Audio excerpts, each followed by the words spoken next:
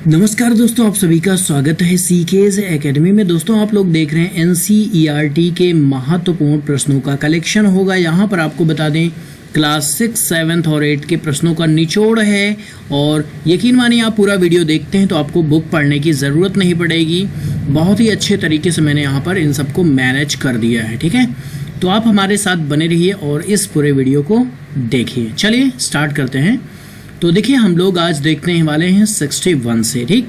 पहला प्रश्न है, अमेरिका का डेट्रॉयट किसके लिए जाना जाता है? तो भाई ये जाना जाता है मोटर वाहन उद्योग के लिए। क्या? अमेरिका का डेट्रॉयट, ठीक।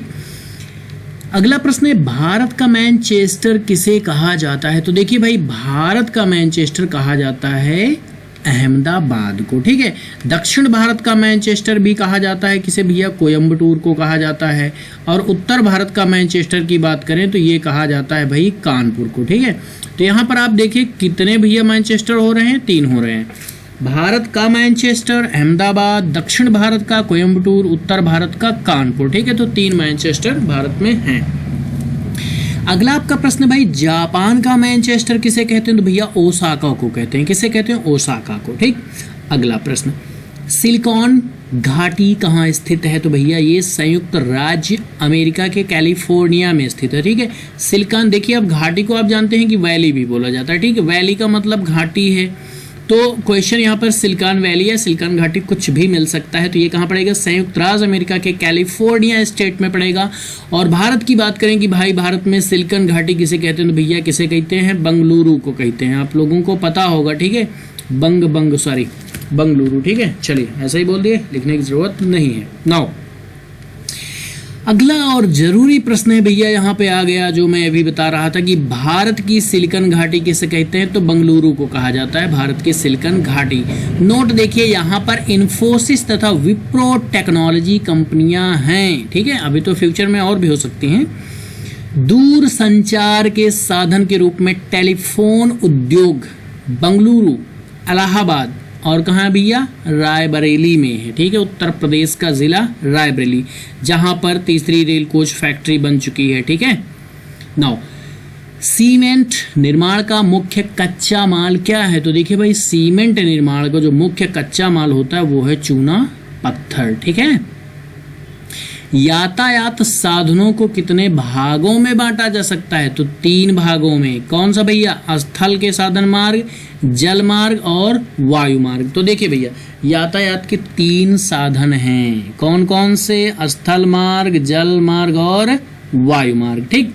नाउ 69 नंबर है, राष्ट्रीय राजमार्ग संख्या 1 भैया कहाँ से कहाँ को जोड़ता है? दिल्ली से अमृतसर को जोड़ता है। अब देखिए यहाँ पर आप लोगों को ये जान लेना बहुत ही ज़्यादा ज़रूरी है कि एनसीईआरटी से ही प्रश्न पूछे जाते हैं परीक्षाओं में, ठीक। और आप लोग कहते हैं प्रश्न कहाँ से आ जाते हैं? तो प्रश्न यहीं से आते हैं। तो इसलिए इस पूरे वीडियो को देखिएगा ध्यान से, कोई क्वेश्चन मिस मत करिएगा, ठीक है। करिएगा नहीं, मत करिएगा। और यहाँ पर जो भी प्रश्न मैं रख रहा हूँ सबके सब इम्पॉर्टेंट हैं, ठीक है। सिर्फ इम्पॉर्टेंट प्रश्नों को ही मैंने रखा है, उन प्रश्नों को नहीं रखा जो पूछे नहीं जाएंगे, ठीक है। चलिए अगला प्रश्न है, राष्ट्रीय राजमार्ग संख्या 2 दिल्ली से कोलकाता को जोड़ता है। राष्ट्रीय राजमार्ग संख्या 7 वाराणसी से कन्याकुमारी को जोड़ता है। अब देखिए कुछ लोगों के दिमाग में आ सकता है कि भैया राष्ट्रीय राजमार्ग संख्या तो बहुत सारे हैं, तो बहुत को मैंने क्यों नहीं रखा? बहुत को मैंने इसलिए नहीं रखा क्योंकि इस बुक में इन्हीं का जिक्र है। तो जो एनसीईआरटी में है उन्हीं से क्वेश्चन पूछे जाते हैं। अब भाई अदर कोई बुक्स पढ़ोगे तो उसमें तो 1 से लेकर Z तक सारे दिए जा सकते हैं। तो चलिए फिलहाल अब यहाँ पर जो जिस बुक में है उसके अकॉर्डिंग मैंने नोट्स बनाया तो वही रहेगा। नेक्स्ट आगे स्टेप बढ़ेंगे वहाँ पे ज़्यादा रहेगा, ज़्यादा मैं उपलब्ध कराऊंगा आपको, ठीक। चलिए आगे बढ़ते हैं। तो हमने कहाँ तक देख लिया भैया?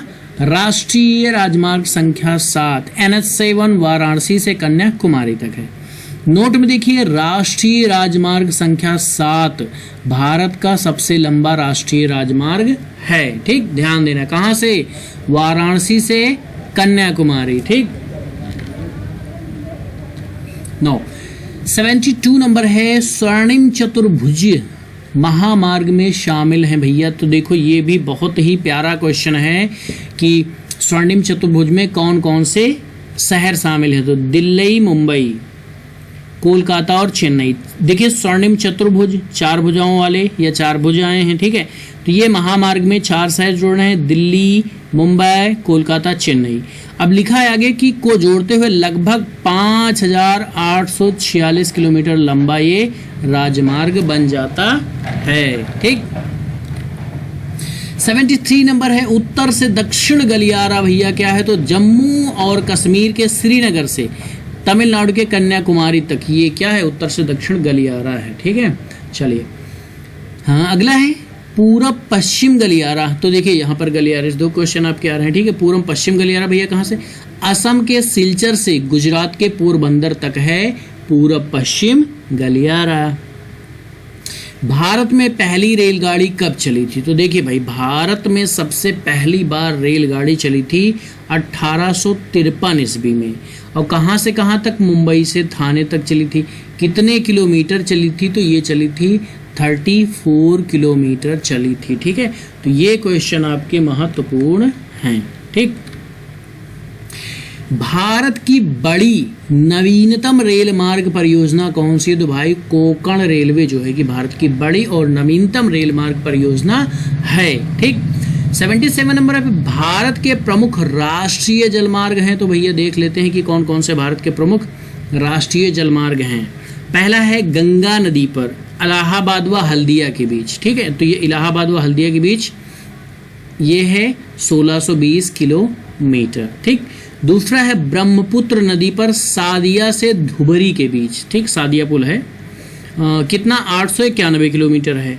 तीसरा है आपका केरल में चंपाकारा तथा उद्योग मंडल नहरों सहित पश्चिमी तट के कोल्लम कोट्टापुरम खंड 204 किलोमीटर है, ठीक।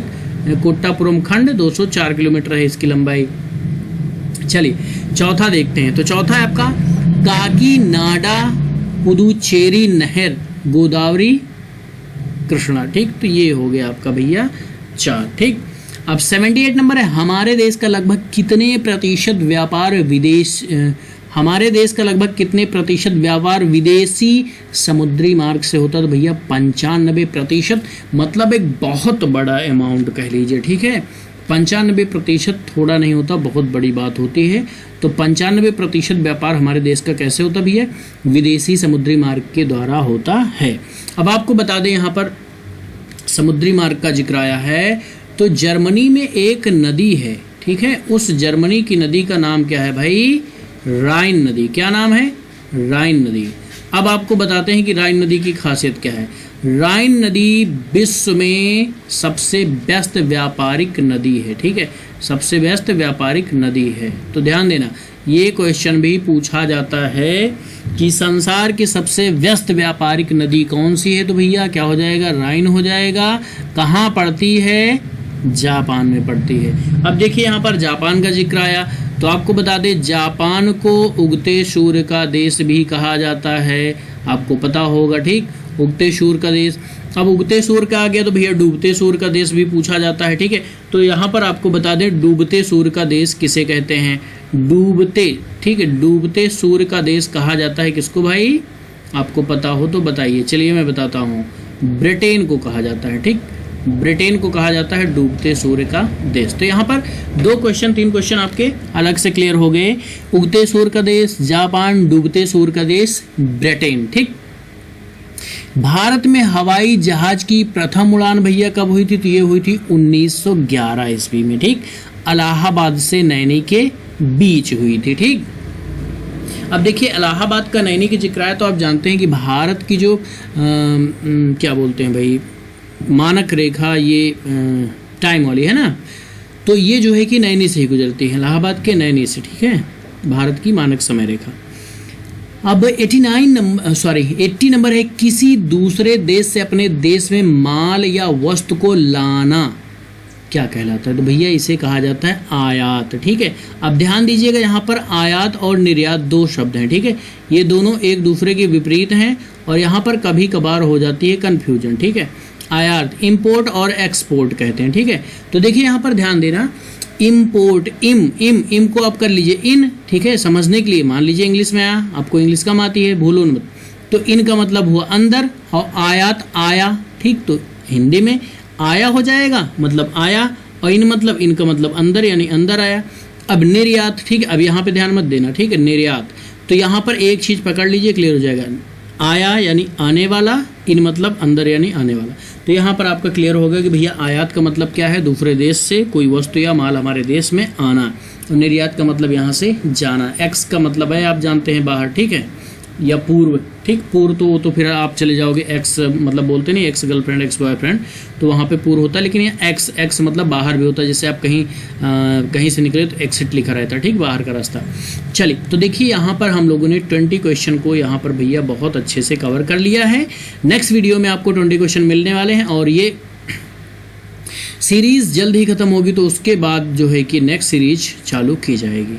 चलिए, वीडियो देखने के लिए बहुत बहुत शुक्रिया, मिलते हैं नेक्स्ट वीडियो में।